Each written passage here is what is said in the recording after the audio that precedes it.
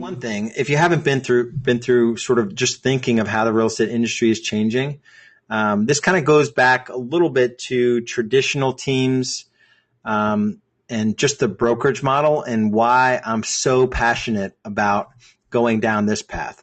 I do believe that consumers are pretty smart, and there will be a day where, buyers are going out and hiring buyer agents and paying their commission.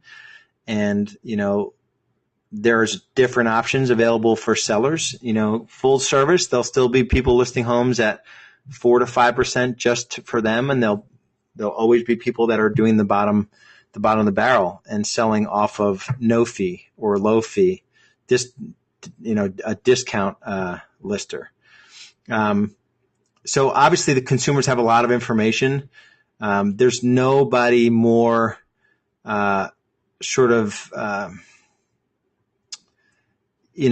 buyers and sellers these days. I mean,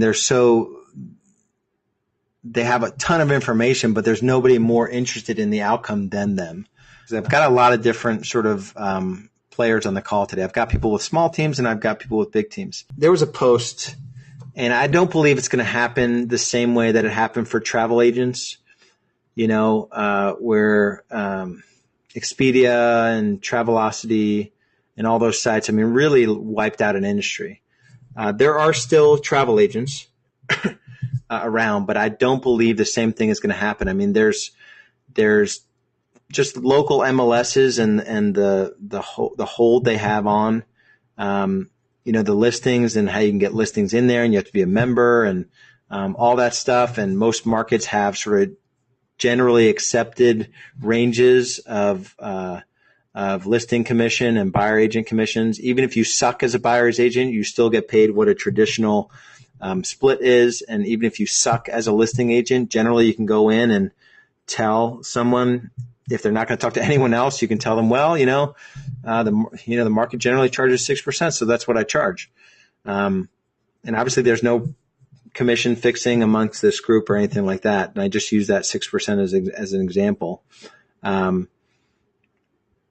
But you have to decide that you not just because you don't want to work, but because you feel like the best way to serve buyers and sellers is by building a team, and a team that everyone is dialed in, not a team where everyone has their own signs or anything like that, but everyone is dialed into a unified experience for buyers and sellers.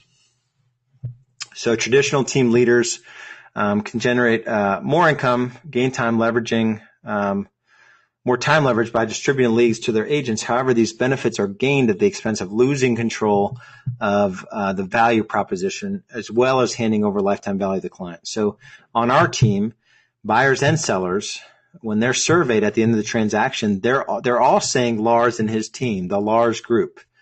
And so it's not about one person. They're touched by a few people that help them. And the result of having that sort of team where all you're doing is giving out leads and you're not delivering the value proposition to clients,